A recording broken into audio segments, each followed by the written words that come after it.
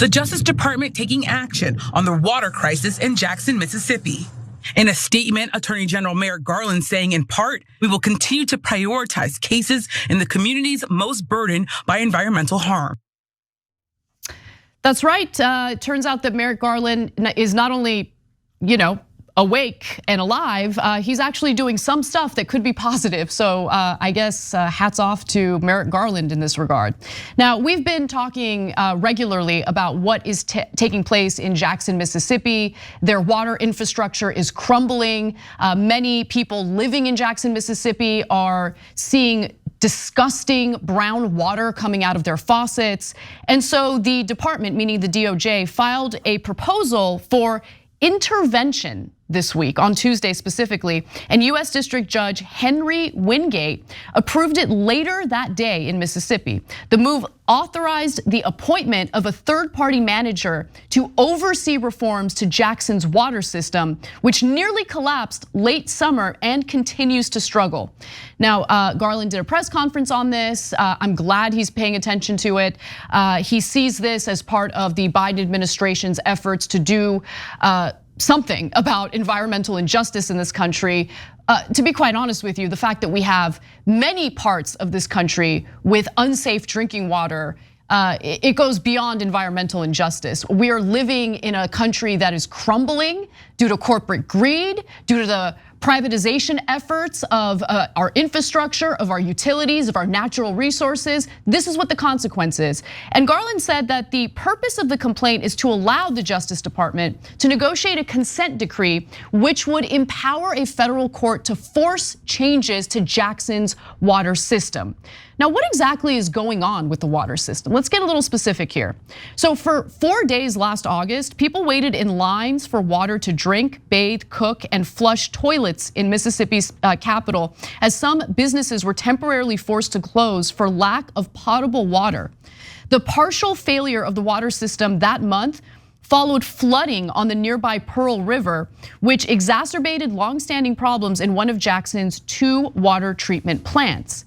In fact, some of the best reporting on this is by Judd Legum over at Popular Info. He was interviewed by Democracy Now! About it, and he gets into the details of the privatization effort in Jackson, Mississippi that has exacerbated this problem. Let's watch.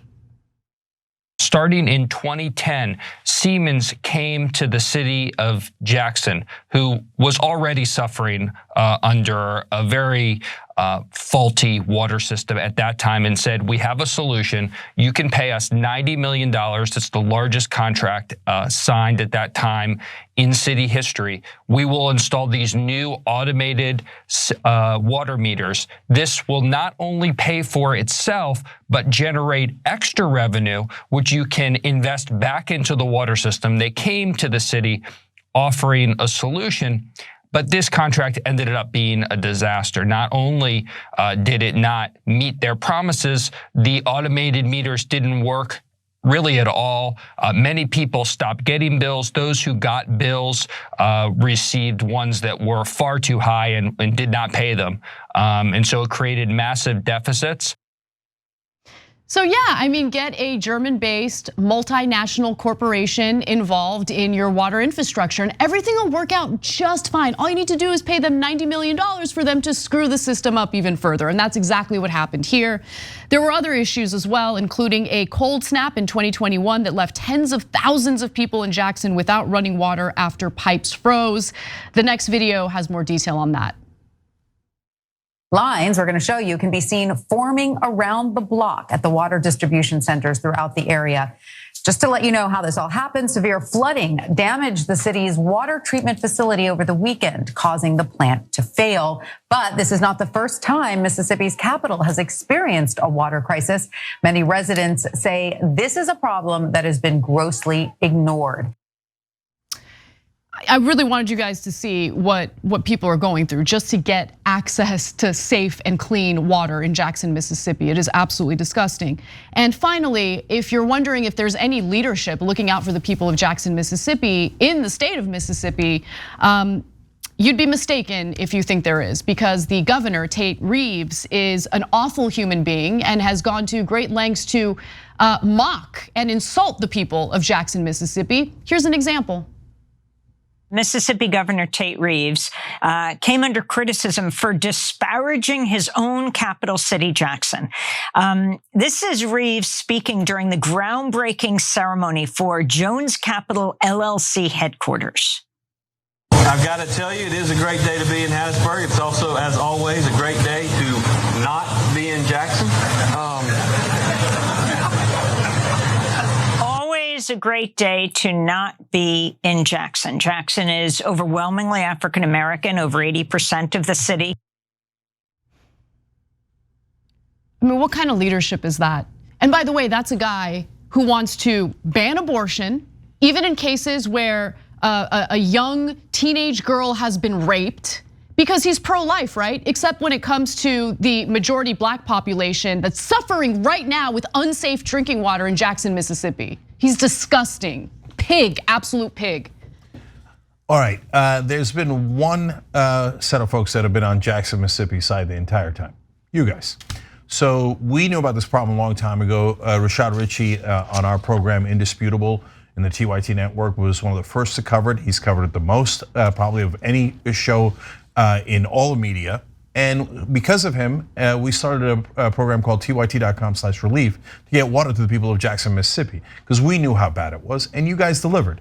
So our goal was 28,000. We're actually just $286 short of it today. And my guess is, if you guys can chip in or $5 or $10 right now, you'll put us over the top. And so what have we already done? We've served over 360 families with 2 boxes of clean water per family. We've also helped 135 people get their water tested. And we're sending in the last set of water testing kits to make sure that everybody's got them and can make sure that their water is safe. So even before Merrick Garland, the Justice Department, the federal government came in to help Jackson, you guys, the TYT family, TYT Nation, was already there. Let's finish the job. I love you guys for being generous, for caring about someone you don't know. And look at the sorry state of our country. Yep. So we have to rescue cities within red states at the federal level and also at the private level, like us just chipping in, you guys chipping in, going, all right, let's just try to help, right? So, and why do we have to do that? Because the red states go, hey, you're a majority black town, maybe you're a majority Democratic town, we don't care about you, we're just gonna leave you.